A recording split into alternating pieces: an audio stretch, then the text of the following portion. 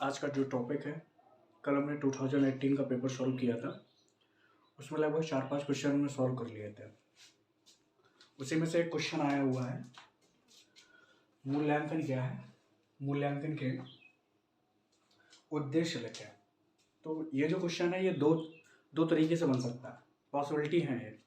इसमें तो पूछ लिया गया है मूल्यांकन के उद्देश्य लिखिए, हो सकता है पूछे मूल्यांकन क्या है और मूल्यांकन के सिद्धांत लिखिए। दो क्वेश्चन है, ये दोनों क्वेश्चन आए हुए हैं किसी न किसी एग्जाम में। तो आज हमारा जो टारगेट है, हम क्या करेंगे कि सबसे पहले मूल्यांकन के उद्देश्य पढ़ लेंगे। इसके बाद हम रेट एनालिसिस के दो टॉपिक को कवर करेंगे, ठीक है। लेकिन रेट एनालिसिस पढ़ने से पहले हमें बहुत सारी चीज़ों को लिखना पड़ेगा। आपको एक एक चीज़ पेन डाउन करनी है और लर्न करनी है, ये चीज़ें तभी हो पाएंगी। ओके, तो आज का टॉपिक है कि मूल्यांकन क्या है, मूल्यांकन के उद्देश्य लिखें। सबसे पहले मूल्यांकन होता क्या है? मूल्यांकन किसी संपत्ति, वस्तु, जैसे मूल्यांकन की अगर बात करें, सबसे पहले मूल्यांकन से पहले हम कुछ चीज़ें बताते हैं। सबसे पहला होता है एस्टीमेट। एस्टीमेट मतलब होता है प्राकलन। प्राकलन का मतलब होता है कि जैसे कोई भी बिल्डिंग है और बिल्डिंग का अभी निर्माण नहीं हुआ है और उसकी अनुमानित लागत को ज्ञात करना। अगर बिल्डिंग का निर्माण नहीं हुआ है और बिल्डिंग को बनाना है तो उसका लगभग अमाउंट कितना होगा, तो उसको ज्ञात करना प्राकलन कहलाता है, ठीक है। ये भी सांख्यिकी एवं अनुमान विधि पर आधारित होता है। मतलब कहने का मतलब इसके लिए भी गणनाएं करनी पड़ती है और इसके लिए भी एस्टीमेट बनाना पड़ता है। तो कहने का मतलब एस्टीमेट क्या होता है कि निर्माण से पूर्व उसकी अनुमानित लागत को ज्ञात करना एस्टीमेट कहलाता है। दूसरा, इसके बाद आ जाता है वैल्यूएशन। इसको इंग्लिश मूल्यांकन को वैल्यूएशन बोलते हैं। वैल्यूएशन मूल्यांकन, वैल्यूएशन में क्या होता है कि निर्माण हो चुका है, मकान को बने हुए काफ़ी टाइम हो चुका है। अब जब मकान को बने हुए काफ़ी टाइम हो चुका है तो उसके जिस वर्ष में, मान लो 2010 में बना हुआ है और आप 2015 में इसका रेट निकालना चाहते हैं। आपको भी पता है कि हम बिल्डिंग का लगातार उपयोग कर रहे हैं, तो क्या होगा, बिल्डिंग को लगातार उपयोग करने के बाद क्या होता है, बिल्डिंग में क्या हो जाता है कि आसपास की चीज़ें खराब होने लगती है। मौसम, कुप्रभाव इत्यादि के कारण बिल्डिंग में क्या होने लगता है, लगातार उपयोग के कारण बिल्डिंग कैसे होने लगती है, खराब होने लगती है। तो उसका जो रेट है वो घट जाता है। ऐसा भी हो सकता है कि रेट बढ़ भी जाए। मूल्यांकन में क्या होता है, रेट घट भी सकता है और बढ़ भी सकता है। 2015 में, मान लो 2010 में बनाया है, 2015 में इसका रेट घट भी सकता है और बढ़ भी सकता है। ये डिपेंड किसके ऊपर करेगा, उस समय के ऊपर और उसकी सिचुएशन के ऊपर डिपेंड करेगा, उसकी सिचुएशन कैसी है। तो वही हम बताने की कोशिश कर रहे हैं कि मूल्यांकन क्या होता है। मूल्यांकन किसी संपत्ति, वस्तु का सांख्यिकी अथवा अनुभव। सर अनुभव कैसे? एक्सपीरियंस के बेस पे आप बता सकते हैं कि जैसे आपने 2010 में कहीं आपने कोई एक कॉलेज बनवाया, उस कॉलेज का लगभग इतना अमाउंट था। आपने देखा भैया 2012 में इसका इतना अमाउंट हो गया था। समझ रहे हैं कि 2010 में इतना अमाउंट था और 2012 में इतना अमाउंट हो गया था। इसी तरीके से आपने बताया कि 2014 में इतना अमाउंट होगा। मे बी 2012 में, 2010 में आपके 10,000 रुपये थे किसी भी संपत्ति अथवा वस्तु के, और 2012 में जाके उसके रेट 8,000 हो गए। मतलब 2,000 घटे, 1,000 रुपये प्रति सालाना घटा। तो आपने बताया 1,000 के हिसाब से 2014 में इसी तरीके से रेट घटेगा। तो अनुभव के आधार पे बता दिया कि भैया इतना रेट अमाउंट होगा। हो सकता है बढ़ भी जाए। सिचुएशन बैठेंगी, उन सारी सिचुएशन को मैं समझाऊंगा। लिखा है मूल्यांकन किसी संपत्ति, वस्तु का सांख्यिकी अथवा अनुभव के आधार पर किसी काल वर्ष में उचित मूल्य का निर्धारण करना मूल्यांकन कहलाता है। पहली बात ये समझ लो, मूल्यांकन भवन बनने के बाद होता है, ना कि भवन बनने से पहले। एस्टीमेट कब बनता है, एस्टीमेट प्राकलन कब बनाया जाता है, भवन का निर्माण अभी हुआ ही नहीं है और उसके लिए अनुमानित लागत को ज्ञात करना क्या कहलाता है, आपका एस्टीमेट या प्राकलन कहलाता है। तो किसी भी संपत्ति अथवा किसी भी वस्तु का सांख्यिकी अथवा अनुभव के आधार पर किसी काल वर्ष में उचित मूल्य का निर्धारण करना क्या कहलाता है, मूल्यांकन कहलाता है। अब बड़े पॉइंट से समझना, मूल्यांकन होता है वो समय से जुड़ा हुआ है। मैंने बताया मूल्यांकन किसके, टाइम डिपेंडेंट होता है। कुछ समय बीतने पर संपत्ति के पूर्व घोषित मूल्य में अंतर आ सकता है। मतलब घोषित मूल्य बढ़ भी सकता है, घोषित मूल्य घट भी सकता है। सर बढ़ेगा कैसे? अब पता चला कि जब हमने यहाँ पे किसी जगह हमने मकान बनवाया, उस जगह बहुत सिचुएशन गड़बड़ थी, आसपास पानी भरा हुआ रहता था, सारी चीज़ें बहुत गड़बड़ थी। अब पता चला कि नगर पालिका की दृष्टि पड़ गई, उसने क्या किया, बढ़िया इन्वेस्टमेंट किया, बढ़िया शहर टाइप का बना दिया। तो अब उस केस में क्या होगा, उस केस में क्या होगा, उस क्षेत्र का उच्चीकरण हो जाएगा, मतलब डेवलपमेंट एरिया हो जाएगा। अब अमाउंट घटेगा नहीं, अब अमाउंट बढ़ जाएगा। अब पता चला कि जब आपने मकान बनवाया था तब वहाँ पर हाई डेवलप एरिया था, और कुछ समय पश्चात देखा कि भैया किसी सिचुएशन की वजह से वहाँ पर लड़ाई हो गई, झगड़े हो गए, तो उसका अमाउंट गिर जाएगा, उसका अमाउंट गिर जाएगा। तो अब क्या होगा कि संपत्ति जो है, संपत्ति का वैल्यूएशन जो मूल्यांकन है वो टाइम के ऊपर डिपेंड करता है कि भैया उस टाइम उसकी सिचुएशन क्या है। तो वही लिखा है कि मूल्यांकन समय से जुड़ा हुआ है, टाइम डिपेंडेंट होता है। कुछ समय बीतने पर संपत्ति के पूर्व घोषित मूल्य में अंतर आ सकता है। अंतर आ सकने का मतलब क्या है, बढ़ भी सकता है, घट भी सकता है। किसी भवन का, तीसरा पॉइंट हम देखते हैं, किसी भवन का मूल्यांकन उसकी संरचना, स्ट्रक्चर। अब इस स्ट्रक्चर से समझो, अगर आपने कोई भी स्ट्रक्चर बना रखा है और इसमें एक शब्द और लिखा होगा संरचना। संरचना की अगर बात करें, संरचना लिखा है, आयु लिखा है, दशा के ऊपर लिखा है। संरचना आपने जब मान लो बनाया, आपने ए क्लास मटेरियल यूज किए, तो आप ये बताओ, आपने जो स्ट्रक्चर बनाया और आपने एक घर बनाया जो कि मड से बनाया, मिट्टी का बनाया, तो आप अगर बताओ कि अगर मूल्यांकन किया जाएगा, महंगा कौन बिकेगा, ये वाला जिसमें आपने ए क्लास मटेरियल यूज किए या वो वाला जिसमें आपने मिट्टी यूज की। तो आप जार से बताओगे सर कि ए क्लास वाला, जिसमें ए क्लास का हमने सारा मटेरियल यूज किया है। दूसरा, आयु। अब कोई बिल्डिंग है, अभी हाल बन के तैयार हुई, हाल ही बेचना चाहते हो तो उसका अमाउंट ज़्यादा होगा। और अगर कोई बिल्डिंग बनी है, आप कुछ समय बाद बेचना चाहते हो, आपने काफ़ी 10 साल 20 साल रुक के बेचा, तो उसका अमाउंट थोड़ा घटेगा। और मे भी हो सकता है कि वहाँ पर ऐसी पॉसिबिलिटी बन जाए कि भैया उसका रेट बढ़ जाए। तो उसके ऊपर कैसे, आयु के ऊपर डिपेंड करता है। कुल मिला के आयु अगर ज़्यादा होगी तो अमाउंट कम होता जाएगा। दशा, अब सिचुएशन के ऊपर डिपेंड नहीं करेगा क्या, कि वो उस समय सिचुएशन कैसी है। अगर हाई डेवलप एरिया है सिचुएशन बढ़ेगी, अगर लो डेवलप, कहने का मतलब है डेवलपमेंट ही नहीं हो रहा है, तो उस केस में उसका अमाउंट गिरता जाएगा। तीसरा प्रयोग। चौथा अनुरक्षण।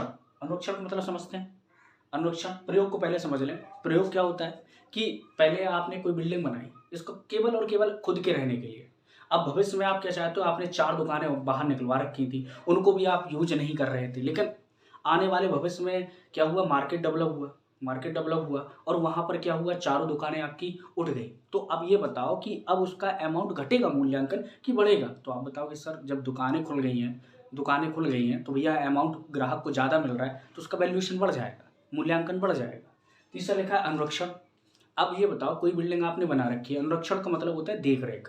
आपने कोई बिल्डिंग बना रखी है, 10 साल 20 साल 30 साल बीत गए, लेकिन आपने अभी तक उसमें कोई बिल्डिंग में काम नहीं करवाया, जो टूटा है टूट गया, तो ये बताओ उसका अमाउंट घटेगा, बिल्कुल घटेगा, बढ़ेगा नहीं। लेकिन अगर आप अनुरक्षण कर रहे हो और समय के हिसाब से उसमें मॉडर्न परिवर्तन कर रहे हो, तो उसका ऑलरेडी बिल्डिंग का, वस्तु का मूल्य बढ़ जाएगा। मॉडिफिकेशन करना बहुत जरूरी है। इसके बाद काल, मैं बता चुका हूँ कि काल के ऊपर बिल्कुल डिपेंड करता है, समय के ऊपर डिपेंड करता है। जैसे जैसे समय बढ़ता जाएगा अमाउंट घटता जाएगा, लेकिन सिचुएशन के ऊपर डिपेंड करता है। काल और सिचुएशन एक दूसरे से जुड़े हुए हैं। अगर काल बढ़ा तो रेट अमाउंट तो कम होना ही है, लेकिन सिचुएशन ऐसी बीत गई कि हाई डेवलपमेंट एरिया हो गया तो रेट बढ़ जाएगा। लिखा है स्थल आदि से जुड़ा हुआ है। स्थल का मतलब होता है किस जगह आपने बिल्डिंग बना रखी है।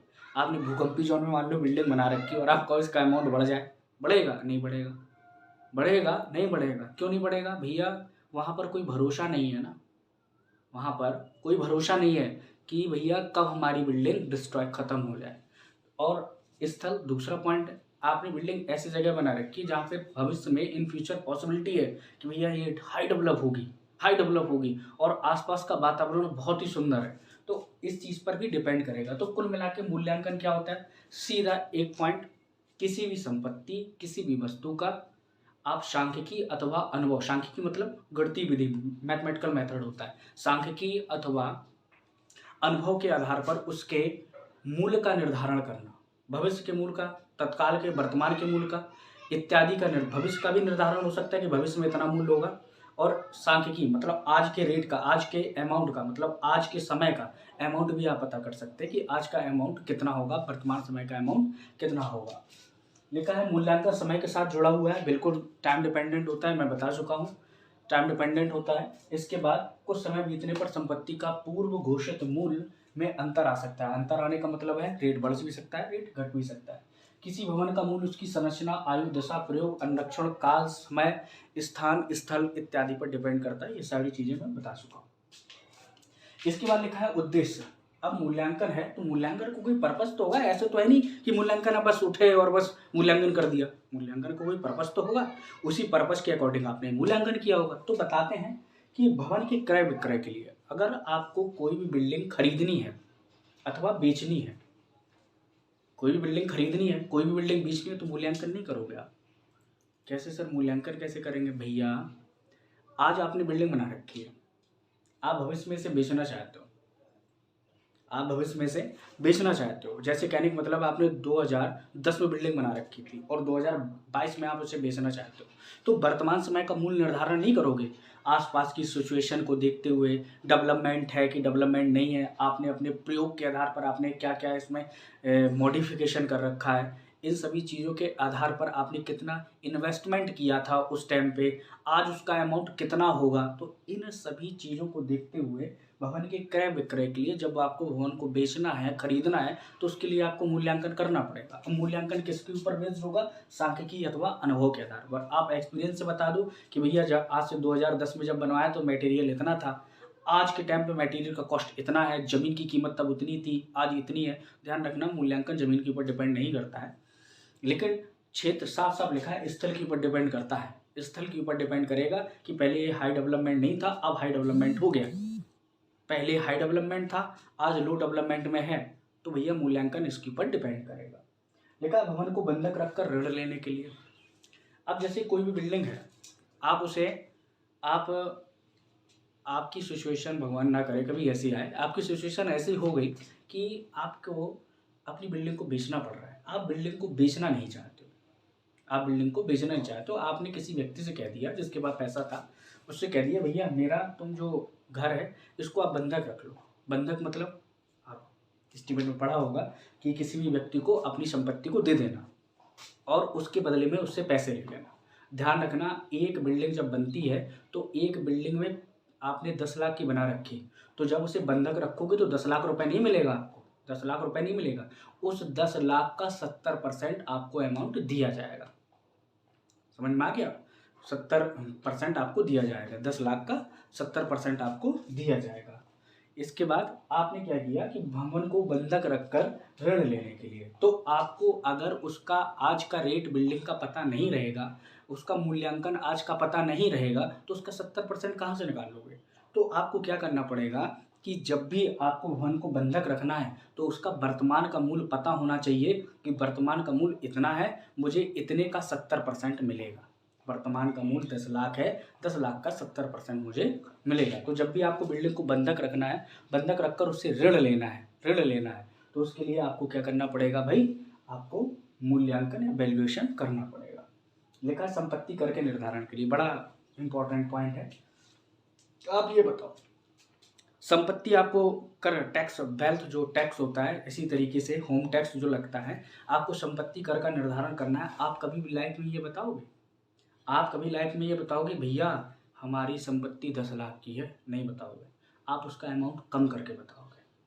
क्यों? क्योंकि आप जितना कम करके अमाउंट बताओगे उतना ही टैक्स कम लगेगा आपका, उतना ही टैक्स कम लगेगा। तो आप जब भी संपत्ति कर का निर्धारण कर रहे हो, तो जब भी आप वैल्यूएशन कर रहे हो, तो वैल्यूएशन का जो पर्पज है संपत्ति कर के निर्धारण करने के लिए कि आपके बिल्डिंग है, उस बिल्डिंग का अमाउंट कितना है और उस अमाउंट पे टैक्स कितना लगेगा। तीसरा, अनिवार्य अधिग्रहण के तहत मुआवजा देने के लिए। जैसे कि सरकार का कोई प्रोजेक्ट आया, अनिवार्य अधिग्रहण के तहत मुआवजा देने के लिए सरकार का कोई प्रोजेक्ट आया, बड़े ध्यान समझना, सरकार का कोई प्रोजेक्ट आया और उसमें सरकार ने क्या कहा कि भैया जितने भी रोड किनारे मकान हैं उन सारे मकानों को जब्त कर लिया जाए। तो इस केस में एक लैन में, एक रोड में एक कच्चा भी मकान बना हुआ था और एक हाई क्लास बिल्डिंग भी बनी हुई थी। तो कच्चे मकान का एस्टीमेट अगर निकाला होगा अलग आया होगा, इसका पक्के मकान का 1 लाख मकान का एस्टीमेट निकाला होगा वो अलग आया होगा, जाहिर सी बात है वो ज़्यादा आया होगा।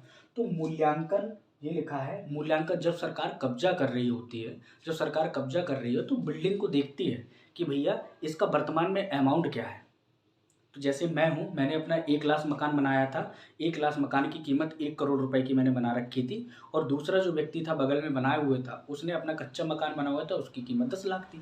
तो सरकार जब आपका वो ज़मीन जो आपकी जगह है आपकी हड़पेगी या खींचेगी, तो उस केस में अगर आपको अपनी संपत्ति का मूल्य ही नहीं पता कि भैया 1 करोड़ थी, 2 करोड़ थी, कि भैया 50 लाख, तो सरकार आपको जो रुपए दे देगी रख लोगे? नहीं, आप क्या करोगे, उसका वैल्यूएशन निकालोगे, मूल्य निकालोगे कि वर्तमान लागत है कितनी उसकी, वर्तमान लागत है कितनी। तो आपने उसका वर्तमान लागत ज्ञात कर लिया, करंट की लागत को ज्ञात कर लिया, और सरकार को दे दिया, भैया हमारे मकान की कीमत इतनी है, हमारे मकान की कीमत इतनी है, मुझे इतने पे अब आप मुआवजा दीजिए।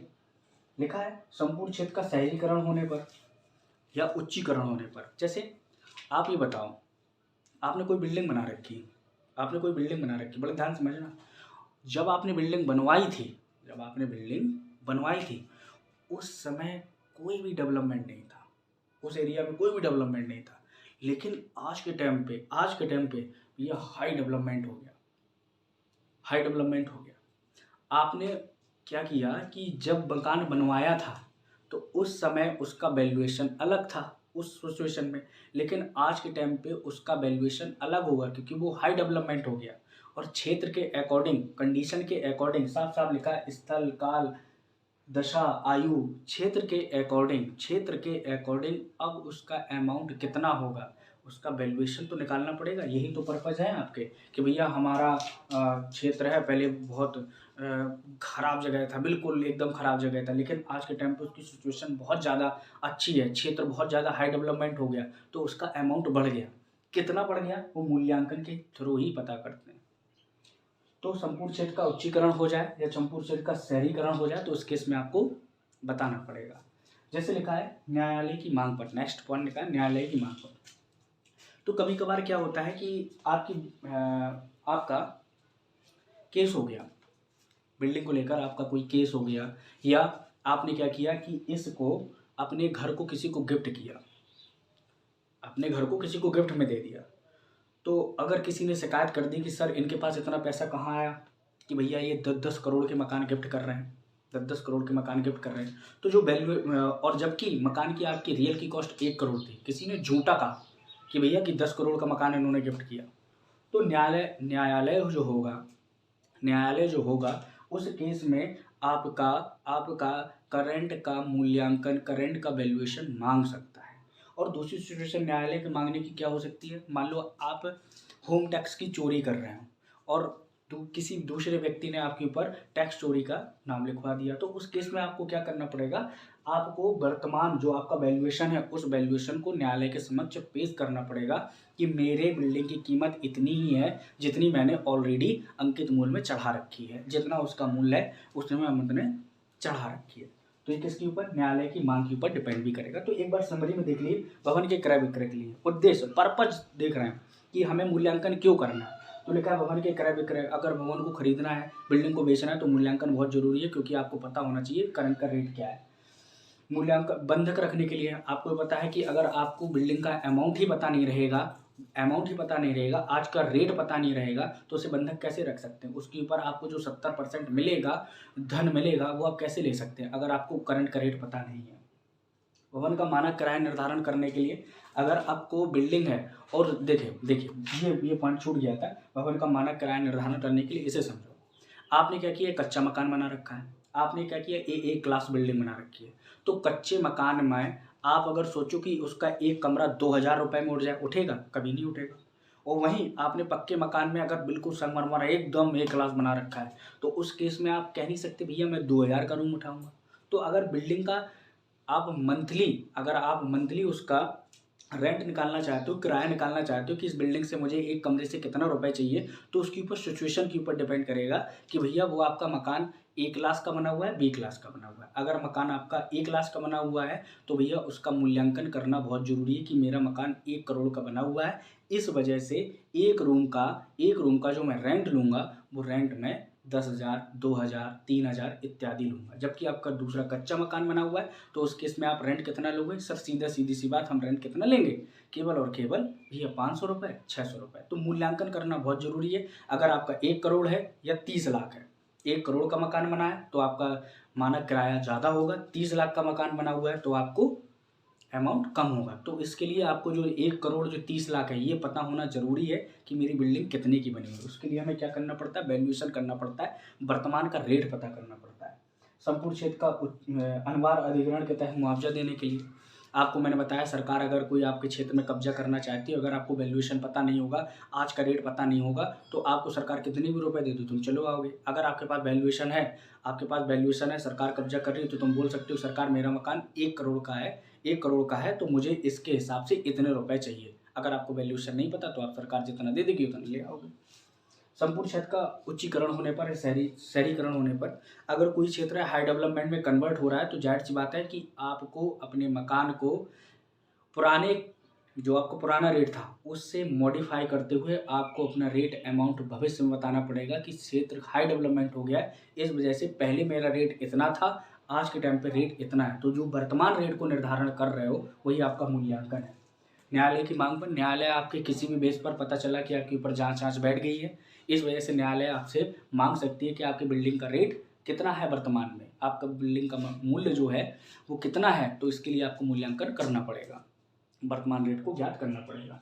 दूसरा लिखा है प्रिंसिपल, भैया इसके सिद्धांत क्या है, तो लिखा है मूल्यांकन मांग आपूर्ति सिद्धांत पर काम करता है। तो जो आपका जो एस्टीमेट है वो मांग आपूर्ति मार्केट के ऊपर डिपेंड करेगा। जैसे अगर कोई बिल्डिंग है, मैंने बिल्डिंग बना रखी है, बड़े ध्यान समझना, मैंने बिल्डिंग बना रखी है और उस बिल्डिंग का कोई डिमांड नहीं है, कोई व्यक्ति खरीदना नहीं चाहता, तो क्या मूल्यांकन मांग आपूर्ति से जो सिद्धांत पे डिपेंड कर रहा है, अगर उसकी मांग ही नहीं है तो आपूर्ति कहाँ से होगी। समझ रहे हैं, अगर कोई बिल्डिंग है और उस बिल्डिंग को आपने मान लो बना रखा है, उसकी मार्केट में कोई भी वैल्यू नहीं है, उसकी मार्केट में कोई मांग नहीं है, तो मकान अब सस्ता बिकेगा महंगा बिकेगा। सर कोई वैल्यू नहीं है तो मकान सस्ता बचेगा, इसका मतलब मूल्यांकन घट जाएगा। अगर कोई भी बिल्डिंग है उसकी मांग बहुत ज़्यादा है, तो भैया आप ये बताओ, जब उसकी मांग बहुत ज़्यादा है तो भैया उसका मूल्यांकन घटेगा या बढ़ेगा, सर बढ़ जाएगा। तो साफ साफ लिखा है मूल्यांकन मांग एवं आपूर्ति, अगर मांग और आपूर्ति के बीच संतुलन बना रहता है तो जो आपका मूल्यांकन है वो कांस्टेंट रहता है, उतना ही बना रहता है। अगर मांग ज़्यादा हो गई और आपूर्ति कम हो गई तो उसका मूल्यांकन बढ़ जाएगा। अगर मांग कम हो गई, आपूर्ति ज़्यादा है, लोग बाग ज़्यादा चीज़ें प्रोवाइड कर रहे हैं और उसकी डिमांड बहुत कम है, तो उसका अमाउंट घट जाएगा। दूसरा, इसी में लिखा हुआ है कि मूल्यांकन मांग आपूर्ति सिद्धांत के ऊपर डिपेंड करता है। एक व्यक्ति से क्रय करना चाहता है तो दूसरा से बेचना चाहता है। अगर बेचने वालों की संख्या ज़्यादा होगी क्रय करने वालों से, तो क्या होगा, मूल्यांकन घट जाएगा आपका। अब अगर क्रय करने वालों की संख्या, खरीदने वालों की संख्या कैसी है, बहुत ज़्यादा है, खरीदने वालों की जो संख्या है वो बहुत ज़्यादा है और बेचने वालों की संख्या बहुत कम है, तो भैया मूल्यांकन ऑलरेडी बढ़ेगा। ठीक है, तो लिखा है मूल्यांकन संपत्ति की वर्तमान दशा, संरचनात्मक सामग्री, स्थल विशेष पर निर्भर करता है। ये चीजें मैं पहले बता चुका हूँ कि मूल्यांकन संपत्ति की वर्तमान दशा कैसी है, कच्चा मकान बना है, पक्का मकान बना है, टूट फूट तो नहीं है कि एक क्लास आपने बिल्डिंग, एक क्लास मटेरियल, साफ साफ लिखा है संरचनात्मक सामग्री, आपने किस प्रकार का मटेरियल यूज कर रखा है, और स्थल विशेष, आपने कहाँ पर मकान बना रखा है, गाँव में बना रखा है या शहर में बना रखा है या आपने अपनी बिल्डिंग प्रधानमंत्री के बगल में बना रखी है, तो इसके ऊपर डिपेंड करेगा। लिखा उद्देश्य जिसके लिए मूल्यांकन किया जा रहा है, भैया ये बहुत इंपॉर्टेंट है।